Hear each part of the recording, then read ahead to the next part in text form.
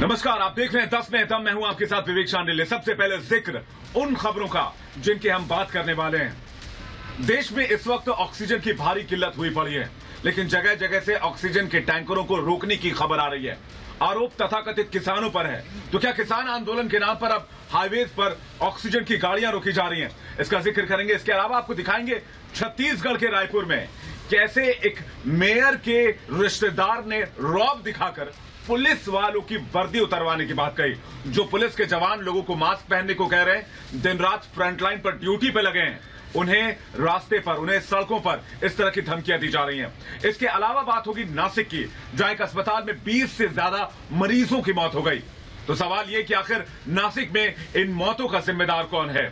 इन तमाम सवालों के अलावा आपको बता दें कि रिपब्लिक भारत आपसे जुड़े हर मुद्दे की आवाज उठाता है। तो आप भी अपनी आवाज उठाइए और रखिए अपने विचार कू ऐप पर।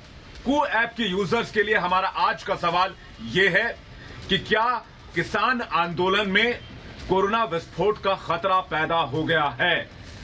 अभी जाएं कू ऐप पर और रखें अपने विचार। इस सवाल का जवाब हम इस बुलेटिन के अंत में दिखाएंगे। चलिए सबसे पहले बात करते हैं सबसे पहले खबर की। देश में इस वक्त कई जगहों पर, खासकर दिल्ली के आसपास से सटे इलाकों में किसान आंदोलन जारी है। लेकिन किसान आंदोलन के बीच कई तस्वीरें ऐसे सामने आ रही हैं जहां पर ऑक्सीजन के टैंकरों को रोका जा रहा है। तो सवाल यह है कि किसान आंदोलन तो अपनी जगह जायज है, लेकिन तथाकथित किसानों द्वारा हाईवे पर चलने वाले ऑक्सीजन टैंकरों को इस वक्त रोकना, जब ऑक्सीजन की सबसे ज्यादा कमी है, यह आखिर कहां तक जायज है? मेहनत का लोकांना एकता जिंदाबाद।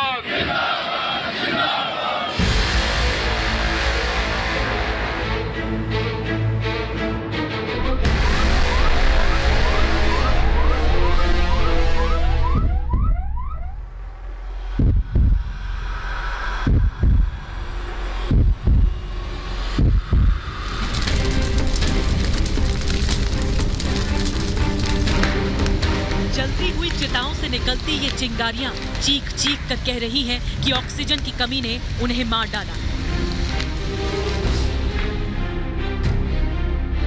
जहां कोरोना के मरीज एक एक सांस के लिए तरस रहे हैं, उनकी एक एक सांस हलक में अटकी हुई है। वो अस्पताल से लेकर एम्बुलेंस तक में जिंदगी की एक एक सांसें गिन रहे हैं।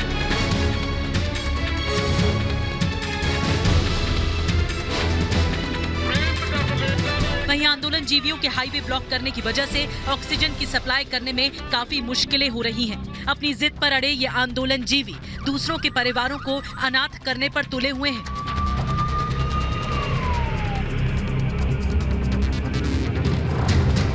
जहां पूरा देश कोरोना जैसी महामारी से जूझ रहा है, रोजाना हजारों लोग दम तोड़ रहे हैं, वहीं ये आंदोलन जीवी इंसानियत के दुश्मन बनकर यमराज के दरबार में पहरेदारी कर रहे हैं।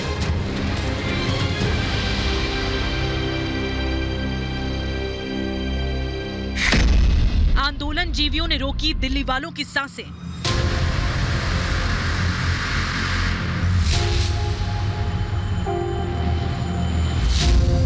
महामारी के बीच आंदोलन का सुपर स्प्रेडर।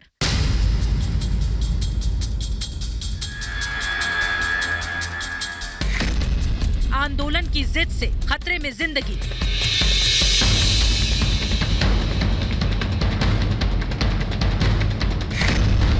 आंदोलन जीवियों की वजह से थमी सांसें।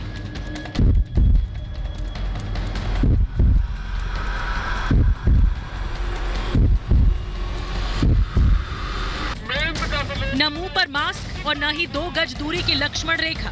बिना मास्क के सड़कों पर निकले इन आंदोलन जीवियों को कोरोना के मरीजों का जरा सा भी ख्याल नहीं है। इन्हें तो इतना भी इल्म नहीं है कि इनकी लापरवाही दूसरों की मौत का कारण बन सकती है।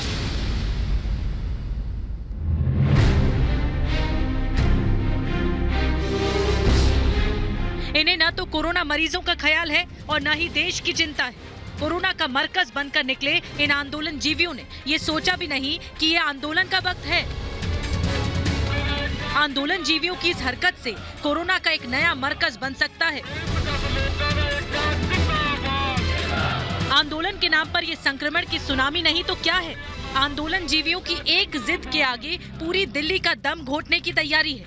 आंदोलन के नाम पर दिल्ली के 3 बॉर्डर्स पर अब तक आंदोलन जीवियों का ही कब्जा है।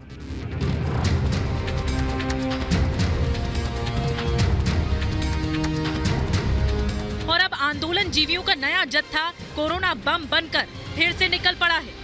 भटिंडा, डबवाली, खनौरी, जींद और सरदुलगढ़ फतेहाबाद सीमाओं से बस, वैन और ट्रैक्टरों के जरिए आंदोलन जीवी टिकरी बॉर्डर पहुंचने लगे हैं।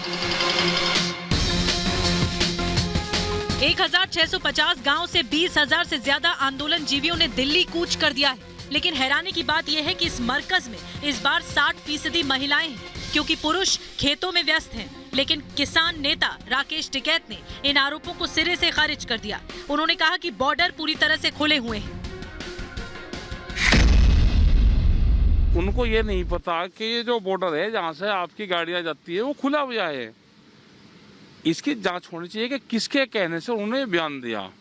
ऊपर NH9 खुला हुआ है, NH24 खुला है, 2 बॉर्डर उस साइड के खुले हुए हैं। पूरा वो फटाक से गाड़ियाँ जाती है पूरी अंदर। इसकी जांच करवाएंगे हम भी कि किसके कहने से इतना बड़ा बयान दिया और एलिगेशन किसानों के ऊपर लगाया। एम्बुलेंस यहाँ से जा रही है, सारी गाड़ी जा रही है, जितनी उत्तराखंड उत्तर प्रदेश की लाइफ लाइन है वो सब इसी से जाती है। उनकी गाड़ी कहाँ रुक रही है? जबकि बीजेपी महासचिव तरुण चुग ने कहा कि ऑक्सीजन ले जा रही ट्रकों को रोकना दुर्भाग्यपूर्ण है। उन्होंने कहा कि आंदोलन जीवी लोगों की जान से खिलवाड़ न करें। मैं आंदोलन जीवियों से इतना ही कहूँगा कि आप अपनी व्यक्तिगत खुन्नस निकाल लीजिएगा, बहुत समय आएगा। आपने अभी भी कोई पिछले समय में कोई ऐसा मौका नहीं छोड़ा कि जब झूठ की राजनीति ना हो सकती हो, की है। लेकिन ये समय देश के नागरिकों की ओर से महामारी के खिलाफ लड़ने का है। वहीं पंजाब के स्वास्थ्य मंत्री बलबीर सिंह सिद्धू ने कहा कि मोदी सरकार को तीनों कृषि कानूनों को तुरंत रद्द कर देना चाहिए। मैं कहता हूं सबसे बड़ी बात तो मोदी साहब की ये गलती है कि ये 3 काले कानून रद्द करके वो सारी दुनिया को बड़ी शांति दे सकते हैं। उनको पहली प्रायोरिटी ये काम करना चाहिए। जिस वक्त दिल्ली और आसपास के इलाकों में ऑक्सीजन की भारी किल्लत हो रही है, जब ऑक्सीजन सप्लायर्स को सड़क पर ग्रीन कॉरिडोर मिलना चाहिए, उस वक्त उनका रास्ता जाम किया जा रहा है। हालात ऐसे हैं कि ऑक्सीजन टैंकर्स को दिल्ली पुलिस एस्कॉर्ट करके ला रही है और लोगों की जान बचाने में पुलिस देवदूत की भूमिका निभा रही है, जबकि तमाम आंदोलन जीवी कोरोना के महाविस्फोट की तैयारी कर रहे हैं। दिल्ली में पिछले 24 घंटे में 28,000 से ज्यादा केस सामने आ चुके हैं, जबकि मरने वालों की तादाद 277 तक पहुंच गई। दिल्ली में कोरोना के बढ़ते कहर को देखते हुए 26 अप्रैल तक लॉकडाउन का भी ऐलान किया जा चुका है। बावजूद इसके उस पर इतनी बड़ी तादाद में आंदोलन जीवियों का दिल्ली कूच करना डराने वाला है। Bureau report, Republic Bharat. देश इस वक्त कोरोना के महासंकट से गुजर रहा है। कोरोना जब दूसरी बार लौटा है तो और ज्यादा मजबूत होकर लौटा है। इस वक्त देश में फ्रंटलाइन वॉरियर्स, खासकर मेडिकल स्टाफ, पुलिस के जवान सड़क पर, अस्पताल में दिन रात ड्यूटी में एक किए हुए हैं। लोग 3-3, 4-4 शिफ्ट लगातार कर रहे हैं, लोगों से अनुशासित होने की अपील कर रहे हैं। लेकिन इस बीच कुछ रसूखदार लोग नियम तोड़ भी रहे हैं और पुलिस वालों को धमका भी रहे हैं। कुछ लोग कह रहे हैं कि उन्होंने यूपीएससी का मेंस क्लियर किया हुआ है, तो कुछ लोग कह रहे हैं कि शहर का मेयर उसका रिश्तेदार है और वो पुलिस वालों की वर्दी उतार लेगा।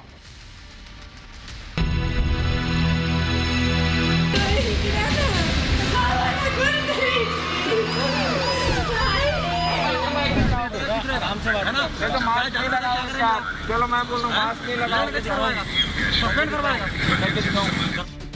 पूरा देश इन दो हालातों के बीच पिस रहा है। एक तरफ लोग वक्त पर बेड और ऑक्सीजन नहीं मिलने की वजह से अस्पताल की दहलीज पर ही दम तोड़ रहे हैं, तो दूसरी तरफ मास्क पहनने की नसीहत कुछ लोगों को इतनी बुरी लग जा रही है कि वो ड्यूटी पर तैनात पुलिस वालों को सस्पेंड तक करवाने की धमकी दे रहे हैं। ये तस्वीर छत्तीसगढ़ की राजधानी रायपुर की है। सफेद और ग्रे रंग की स्कूटी पर सवार है रायपुर के मेयर एजाज ढेबर का भतीजा शोएब ढेबर।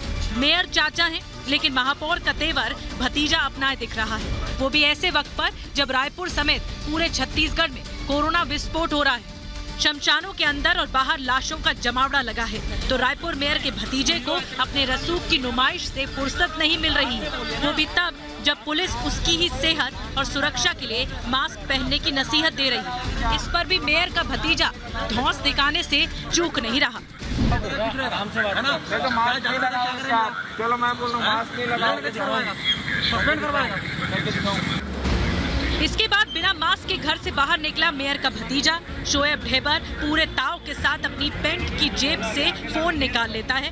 इस दौरान उसकी बहस फिर उसी पुलिस वाले से होने लगती है जिसने उससे मास्क नहीं पहनने की वजह पूछी थी। इस दौरान उस पुलिस वाले के साथ खड़े दूसरे पुलिस वाले ने शोएब ढेबर और उसके साथ मौजूद दोस्त को समझाने की कोशिश की। ले रहा हूँ मैं भी ठीक से बोला, बदतमीजी कर रही है। देखो मेरा मास्क लगाओ, नहीं मास्क लगा नहीं बोल रहा है। आप नाम अच्छा करो ना उनका, खराब यार हम खराब नहीं कर रहे। वो कैसे बात की आप सुने? तू हीरो है, चलो कोरोना नहीं होगा, ये क्या बात हुई? वही बोल रहा हूँ, बाहर से बोलिए ना।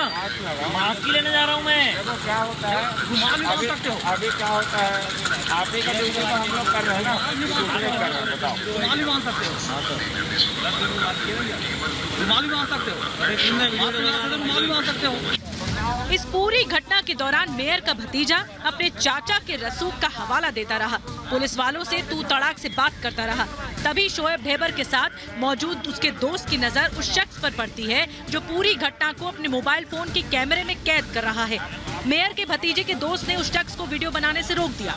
इस पूरी घटना में सबसे चौंकाने वाली बात ये भी थी कि कोविड प्रोटोकॉल के तहत मास्क नहीं पहनने वाले शोएब ढेबर ने ट्रैफिक नियमों की भी धज्जियां उड़ाई थी। हालांकि सत्ता से करीबी और मेयर चाचा का रौब शोएब के किसी काम नहीं आया। किसी भी हाल में कोविड नियमों के पालन के जरिए संक्रमण पर काबू करने में जुटे पुलिस वाले धमकी के दबाव में नहीं आए। उन्होंने नियम तोड़ने पर 500 रुपए का चालान काट कर ही माना। उसके बाद ही कोरोना संकट का मुजरिम और रायपुर के मेयर का भतीजा शोएब वहां से रुखसत हो पाया। जिस तरह शहर दर शहर कोरोना अपना कहर दिखा रहा है, वैसे कोरोना संकट के मुजरिम भी शहर दर शहर अपनी कम अक्ल की नुमाइश कर रहे हैं।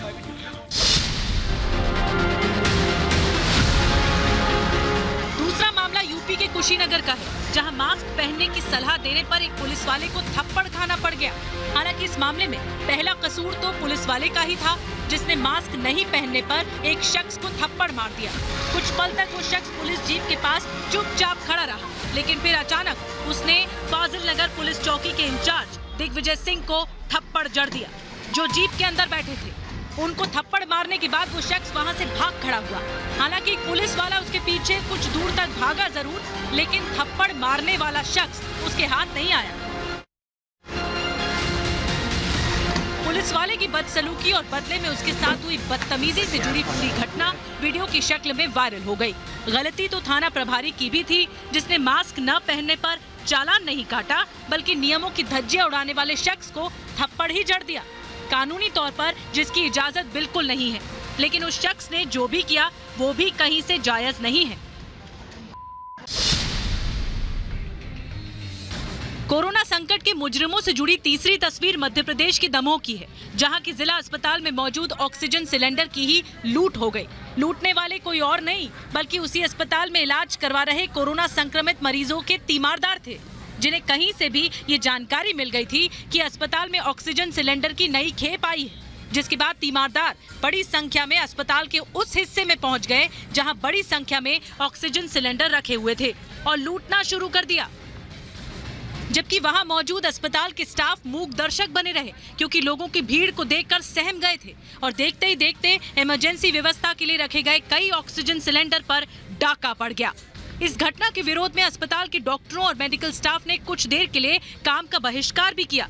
उन्होंने ये दावा किया कि अस्पताल की तरफ से पुलिस के सामने इस तरह की घटना की आशंका जाहिर की गई थी, लेकिन पुलिस ने समय रहते अस्पताल प्रबंधनों की बात पर ध्यान नहीं दिया, जिसकी वजह से अस्पताल में पुलिस सुरक्षा की व्यवस्था नहीं हो पाई और इसी वजह से ऑक्सीजन सिलेंडर की लूट को तीमारदारों ने बड़े आराम से अंजाम दे दिया। आते पेशेंट भी देखें हम लोग और हम लोग जाके शिकायत भी करें, बस यही काम लोग रह गया हम लोग का। हम लोग सब लोगों को बचाने की कोशिश करते रहते हैं, यहाँ पे सिलेंडर चोरी हो जाते हैं और सब पुलिस की कोई जिम्मेदारी। अरे भाई एक टेक्नीशियन क्या करेगा जब कह रहा है कि पुलिस दे दो कंटिन्यू उस लड़के के साथ। मैं वो ही बात कर रही 4 दिन से। मध्य प्रदेश के दमोह की इस शर्मनाक घटना के बाद प्रशासन ने आरोपियों के खिलाफ मेडिकल प्रोटेक्शन एक्ट के तहत केस दर्ज करने का भरोसा दिया।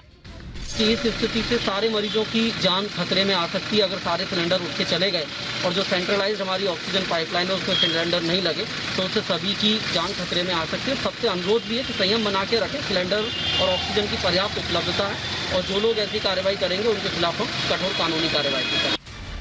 एक तरफ मध्य प्रदेश की शिवराज सरकार ऑक्सीजन की कमी नहीं होने का लगातार दावा कर रही है, लेकिन कोरोना महामारी के बढ़ते कहर की वजह से राज्य के मरीजों और उनके परिजनों को इस सरकारी दावे पर भी भरोसा नहीं है और वो इस तरह की घटनाओं को अंजाम दे रहे हैं, जिसका कोरोना काल में स्वास्थ्य सेवाओं पर बुरा असर पड़ रहा है।